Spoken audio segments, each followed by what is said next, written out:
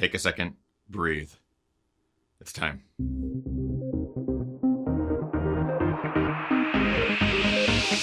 Ginger Runner. What is up, everybody? Ethan Newberry, the Ginger Runner, here for another Ginger Runner review. Highly anticipated review, mind you, and not just of one shoe, but of two. It's a double review day. Both shoes are from Nike, the Terra Kiger 5 and the Wild Horse 5. You're currently watching the review of the Terra Kiger 5. Aren't you just a sweet little dream that smells like shit? Let's be honest, ever since I posted pictures and videos of these shoes on Instagram, people have been clamoring to see the reviews. You all want to know if the Kiger 5 and the Wild Horse 5 are as amazing upgrades as people have been anticipating. And after weeks of intense testing, as you can tell by the quality of the mud that I have on the shoes, well, I'm finally here to report back. Now remember, if you want to watch the Wild Horse 5 review, there's a separate video. Link is in the description, but for now, let's focus on the Kiger 5. If you've been watching my reviews for a while, you know that I've reviewed past versions of the Kiger 5 and really enjoyed it. I thought it was a great racing shoe, great for long or short distance trail runs. The Kiger 5 is no different, except that it's completely different. From the completely redesigned sticky rubber outsole to the React foam midsole and the entirely redesigned upper with new mesh, new overlays, this Kiger 5 is awesome. You still keep the Zoom Air pod in the heel and the subtle rock plate in the forefoot, but this is without a doubt one of my favorite upgrades to a shoe in a very long time. That's saying a lot because normally I'm very frustrated with updates, especially when they completely overhaul a shoe. They took an already good pair of trail runners and turned it into a great pair of trail runners. What's funny is as I was running in this shoe, I considered it an even better version than the Hoka Speed Instinct. It even looks pretty similar on the outsole, and that says a lot because I really enjoyed the Speed Instinct. So let's get into the things I like and dislike about the Kiger 5. I'm gonna tell you, it's a little bit heavier on the like side, which is where we're gonna start. The midsole. React foam is one of my new favorite midsoles from Nike. I think what they're doing with it is great. It's super soft, it's comfortable, it's still responsive, it's great for that high cadence. Looking to go fast but stay comfortable all at the same time. It works really well in the Kiger 5. I think it's a great balance of all of that. Makes these a super fast, comfortable trail shoe. The upper. This mesh is super light, it's thin, it's breathable, still pretty durable. I'm not getting any fraying, holes, or any issues whatsoever in this stuff. Even this welded overlay on the toe box is fantastic. It's great for protection. It has a bit of give, a bit of stretch to it as well, so you're not getting that compression on the tops of your toes, which happens in a lot of shoes. Even the reinforced materials along the lacing system work wonders in keeping this shoe on without stretching. Looks, let's be honest, probably one of the best looking trail shoes I've ever seen. Polarizing for sure. There's gonna be a lot of you that don't like the blue, pink, white, yellow colorway. That's fine. There's other color versions for you out there. But for me, when I pulled these out of the box, I probably let out an audible gasp.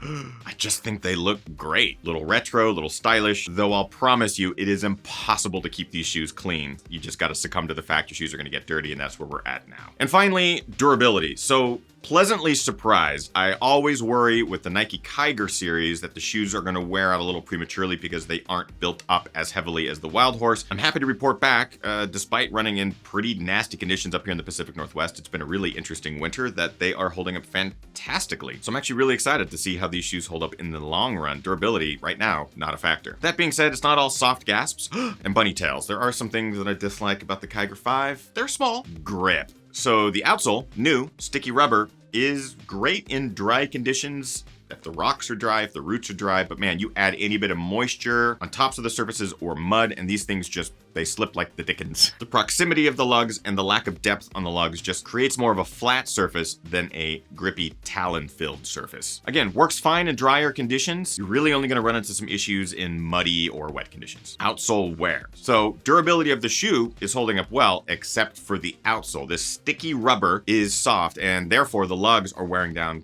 a little bit sooner than I would have anticipated. I'm really getting a lot of wear, especially up here in the forefoot. It's to be expected, but again, I think this rubber is sticky but too soft. It's not Vibram, it's nothing like that, where you're gonna get a lot of miles, hundreds of miles out of the outsole. That's actually it for dislikes. Not many. I really do like this shoe. So in conclusion, I consider the Kiger 5 a fantastic trail racer. While it might not be built up as much as the Wild Horse 5, I think it does a lot better job in all departments. For sure, this shoe will be in my rotation for a long time to come. As long as it's lasting, I'll have it in my closet. So let's get more specific. Build quality. Great design here, a lot of subtle details. I think the upper's gonna last a long time. The outsole is pretty much the shortcoming. Comfort. Could use a few more millimeters of softness in there, especially for those longer duration events, but I am happy with the comfort of this shoe. Fit, I love it. Compared to the Wild Horse, which tends to feel a bit stuffier inside, the Kiger 5 gives you a little bit of room, plenty of room for my feet, a bit of stretch, fit as dialed. And it fits true to size. Unlike some previous versions of the Kiger and the Wild Horse, I'm a size 11. These are size 11. Price at $130, it's a couple more dollars than the Wild Horse 5. I think it's worth it. I think you're getting a shoe that's gonna last you a long time. It's really fun, the colors are great, it looks great. Get it dirty, go get your own pair. And finally, looks.